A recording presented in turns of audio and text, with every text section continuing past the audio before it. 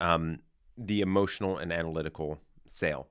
The item that I see happening a lot right now across the industry is that prospective buyers are being more careful about making a buying decision. They're taking longer to make those decisions, and ultimately it's causing frustration for lots of agency owners because they're not able to hit both short-term and long-term goals because it's taking longer to buy.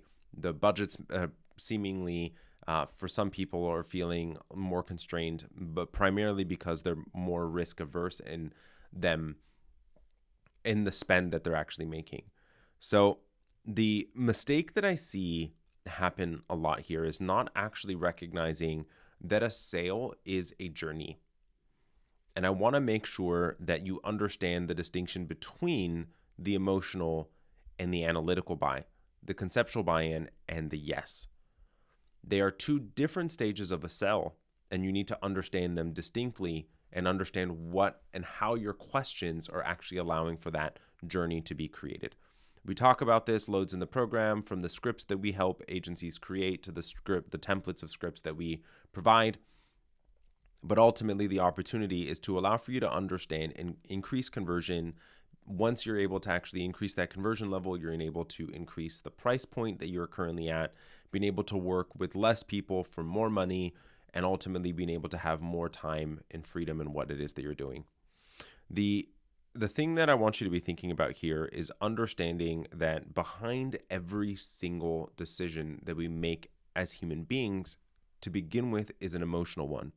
We make commitments emotionally all the time. And that is the core foundation to any sale. What I want us to go through, and I want you to understand the distinction between them so that you can go through and actually make sure that you're following this journey. So the first stage in the sale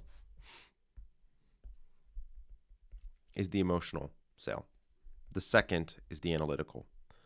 So as we get into the emotional buy, I want you to understand what that is in the first place.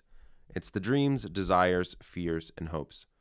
Here's how and I want you to think about the types of questions that you're asking here. And you want to hit these types of questions first. Is what exactly are they looking to accomplish? What are their goals? What are their dreams? What do they want? The desires is, why do they actually want that goal? Why is that dream a thing? Why do they care for that to actually become a possibility? What are their fears? What happens if they don't succeed?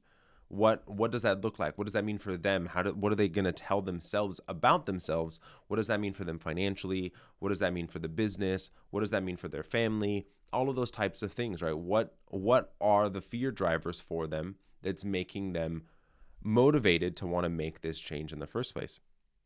And then the hope. So what exactly provides them with the hope, that gap, understanding that you are painting this picture for them that allows for them to be able to see the light at the end of the tunnel, right? Being able to see the sun rising on the horizon line, being able to actually have that excitement, that hope, that dream actually coming fully to fruition.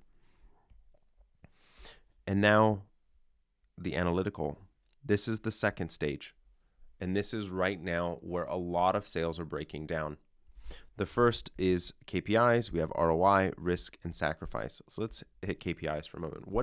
How are you going to measure success of this campaign? How are you going to measure success of this work that we put out? If it's a rebrand, what exactly are we looking to measure here? Is it lifetime value of the customer? Is it higher conversion rates? Is it employee retention? What exactly does that look like? Now for ROI. And this is, I know, a big hot button item because I hear pretty much every single day that it's difficult for us to measure ROI for what it is that we do, Robert. And while I'm not going to argue that in some instances can be difficult, what I will tell you is, unfortunately for you, it isn't really relevant whether it's difficult or not. Because that question, that thought is going on in your prospective buyer's head anyways. And so if you do not actually manage this issue of what they have going on inside their mind already, you're missing out in actually being able to help manage that objection. So all that's going to do is have them go to a competing agency that is at a lesser price because they are not sure about what that looks like, which ultimately ends up having them have a belief that the risk is higher, which makes them less likely to buy.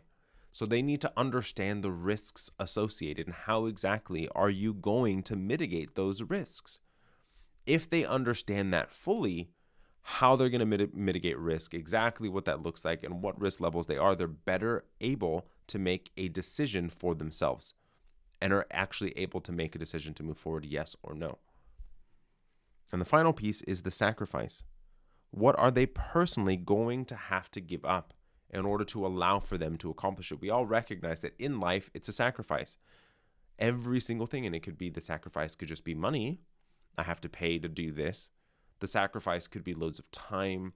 The sacrifice could be loads of things, right? It could be a potential dream. It could be all sorts of different types of sacrifices that we make every single day. But what is the sacrifice that they are going to have to make? The lower that you can have that perceived feeling of sacrifice, the more likely they are going to want to buy and at a higher price point. And so what I want you to do, and the same thing that we would be doing within the program is this, right? And I mean, we'd be providing templates for the sales scripts and all of that. But what I want you to do is I want you to go through your sales process, your scripts that you currently have right now, and apply whether this is an emotional or an analytical question of a buy. What stage is it currently at, and what order am I currently asking these questions? Allowing for you to be able to create and curate that journey of the buy for your prospective client. Once you have done that, if you have any questions, do me a favor, comment below.